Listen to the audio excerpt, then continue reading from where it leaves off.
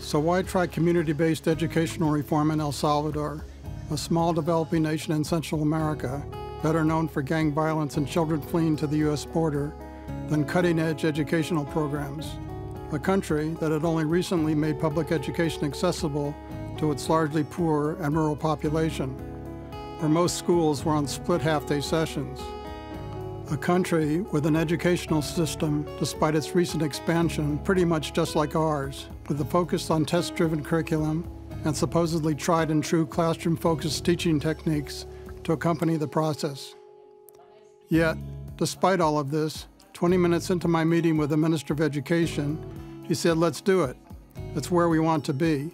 And if it works," I thought, "you can export it to the United States, a country that needs a new way of looking at breaking down the walls that separate schools from the communities they would serve."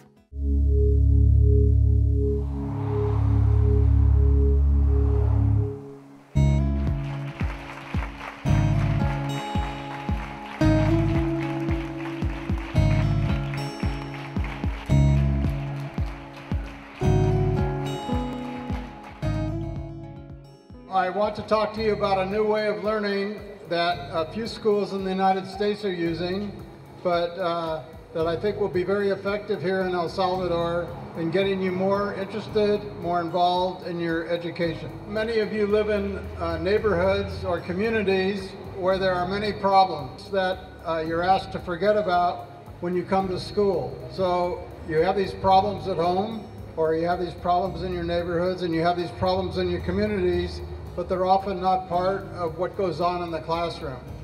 You're asked to often learn how to do arithmetic, how to read, how to write, but it might not have any relationship at all to these issues that you think about all the time. What if you make the issues that you face in the community part of what you study at school? You're motivated, you feel you have to come to school, because if you don't come to school, you won't be able to solve these problems.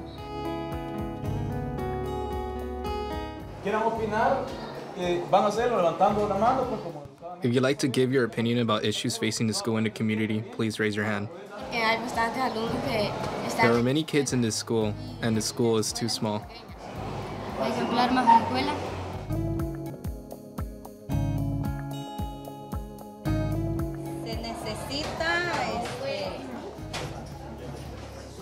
We need a plot of land to have more space.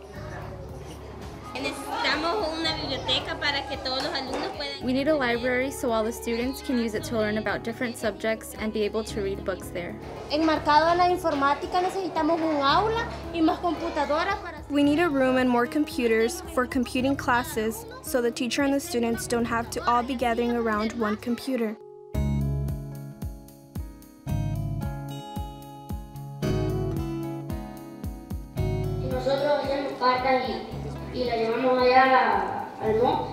If we write letters to City Hall and encourage our parents to write them as well, we can get a walkway built over the highway so no further accidents happen. We need running water to continue for the school while we are expanding it to accommodate all the students. Judging by your remarks, I think a lot of you did a very good job, and in fact, I think some of you are getting ready to run for president in the future, and I'm not just talking about the boys.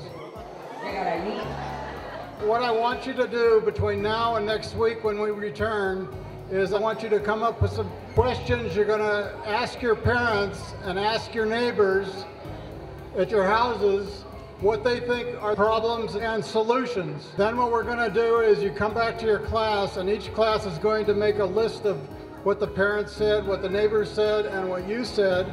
And then I want each class to prioritize what they think are the top 2 or 3 problems that you're going to choose to work on.